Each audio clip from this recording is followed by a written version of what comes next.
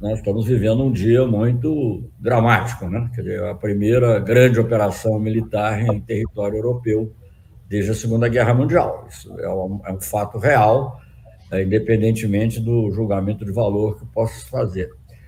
É difícil, né? Você não querer fazer um pronunciamento assim.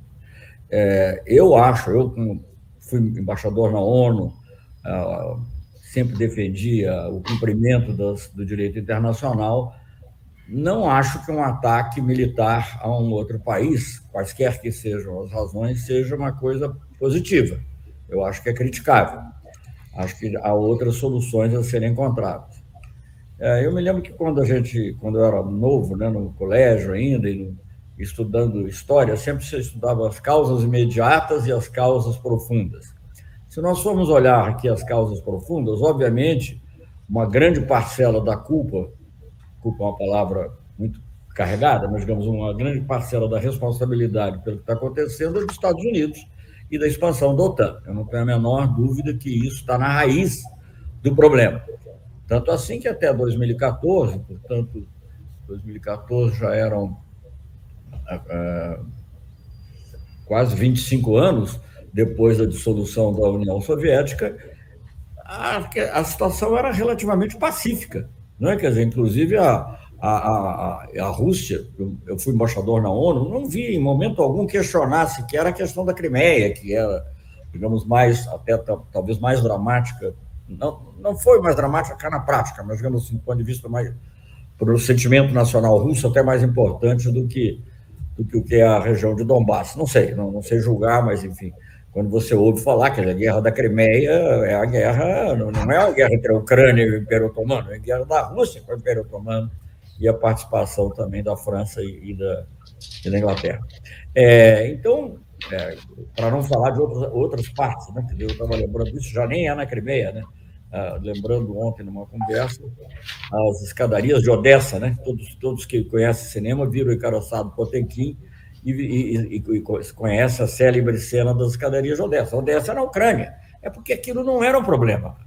Você lê um romancista russo do século XIX, eu não sou especialista nos publicistas, mas, digamos, não há um problema ucraniano, há um problema no Cáucaso, há um problema dos tártaros, né? Há um problema específico da Crimeia, mais ligado aos tártaros, ao Império Otomano, do que a qualquer outra questão. Não há um problema ucraniano. Então, eu acho que o problema ucraniano, em grande medida, né, eu não quero eximir a responsabilidade de quem inicia uma operação militar, mas o problema ucraniano, em grande medida, foi criado pela OTAN. Né? Vamos voltar a George Kennan, vamos voltar ao próprio Kissinger. Mas George Kennan, em 97 ou 98, escreveu um artigo dizendo que a expansão da OTAN para o leste seria um grande erro, o maior erro de política externa. Estados Unidos tinham, entre aspas ou sem aspas, ganhado a Guerra Fria e não tinha ninguém ameaçando, não havia razão para isso. E depois, mais recentemente, ele se referia à expansão para o leste em geral, inclusive os países comunistas ou ex-comunistas, não parte da União Soviética. A OTAN foi se expandindo em várias fases, né? Também tomando países, inclusive, da antiga União Soviética, do antigo Império Czarista, porque muito comumente você ouve falar no Império Soviético, né, como se tivesse a União Soviética criado o Império. Eu não estou defendendo aquilo que está acontecendo, nem as políticas nacionais que foram levadas pelo Stalin, por outros, criaram muitos problemas, mas, obviamente, o que era o chamado Império Soviético era o Império do Czar, é o império que disputou a Primeira Guerra Mundial, enfim, como teve o Império Austro-Húngaro, como o Império Otomano, etc. E tal. Então, eu acho que essa expansão para o leste já era preocupante. Quando ela chega aos países da antiga União Soviética, a preocupação aumenta. Mas você poderia considerar que os países bálticos, seja culturalmente, seja também porque já no período entre guerras, depois da paz de Brest-Litovsk, ficaram independentes, era uma situação à parte. Mas a Ucrânia é a passagem para a Rússia. Né?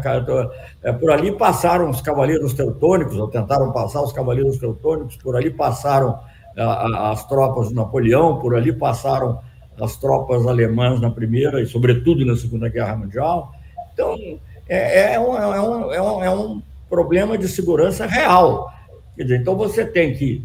O próprio acordo da Organização de Segurança Coletiva Europeia, ela, por um lado, reconhece o direito dos países de se associarem da forma que quiserem, mas, por outro lado, diz sem ameaçar a segurança dos demais. Então, eu acho que a raiz do problema é essa. Agora, eu não posso, como uma pessoa que trabalhou anos e anos na área internacional e no respeito ao direito, a busca do respeito ao direito internacional, criticando todos os tipos de invasão, não posso, digamos, concordar com nenhum tipo de ação militar em outro território. Tinha que encontrar outra solução. Eu sei que os russos propuseram, eu sei que não foram ouvidos, eu sei que houve uma... Enfim, eu sei que a situação é muito complexa. Não dá para você fazer algo assim simplesmente. Agora, já que você tocou, então, no tema aí da nova ordem mundial, você sabe que eu escrevi sobre isso, falei sobre isso aqui também amplamente, né? É muito interessante acompanhar a reação da China. Num primeiro momento, eu achei a China um pouco assim, digamos, procurando não se envolver. A primeira reação, até paradoxalmente, achei a nota brasileira parecida com a nota chinesa. A nota assim, de não, olha, vamos defender o direito internacional, a segurança de todos, etc, etc.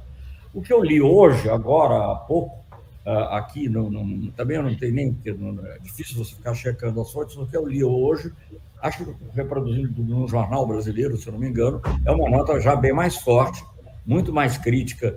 Vamos notar uma coisa curiosa nesse comunicado do Xi Jinping e do Putin, que eu mesmo defini e continuo achando que é o fato singular mais importante na geopolítica mundial. Claro, eu não estava esperando uma guerra agora, mas, enfim, o fato singular mais importante desde a dissolução da União Soviética, mas nessa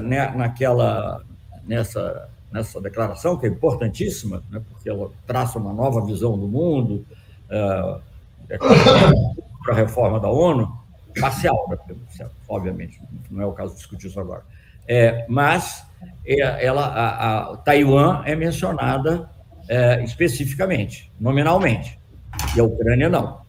O que demonstra, digamos assim, uma certa...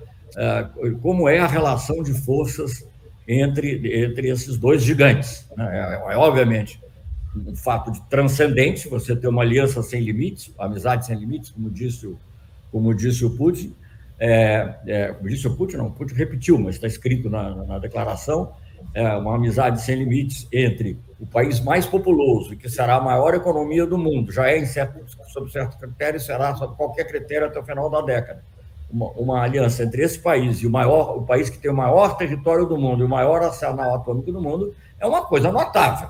É uma coisa que, obviamente, não é uma mera mudança, é um fato de grande importância. Então, eu acho que você, para ver todos esses fatos, tem que se ver nesse contexto. E, olhando por esse ângulo, eu acho que a política norte-americana foi uma sucessão de erros.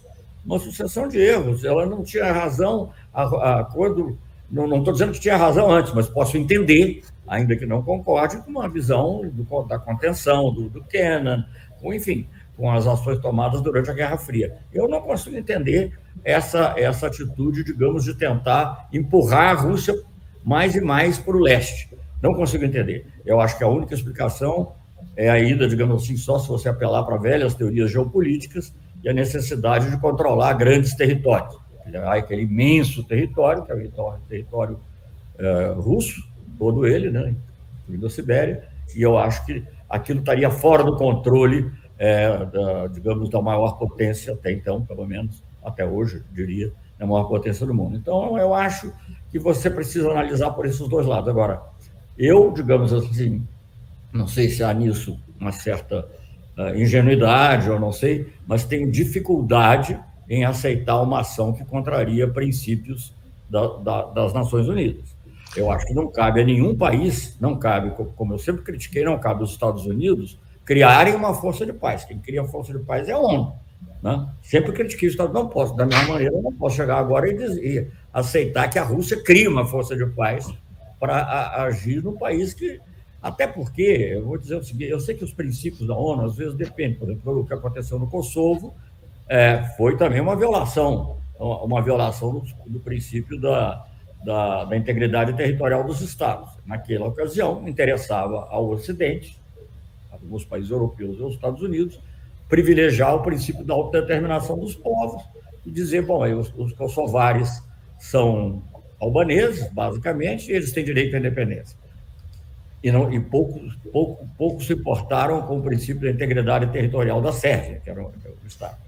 Agora, a situação se inverte. Né? Quem apela para a autodeterminação, de certa maneira, para a proteção dos povos é a Rússia, e o Ocidente invoca o princípio da integridade territorial dos Estados. Mas são princípios importantes, é difícil, às vezes, conciliá-los, mas eu acho que a gente não pode abandonar, sobretudo um país grande como o Brasil, né, que tem, volta e meia, surgem questões que eu não vou abordar agora, que não interessam. O princípio da integridade territorial dos Estados é um princípio absolutamente fundamental. Se você quer resolver o problema, tem que resolver por outras maneiras.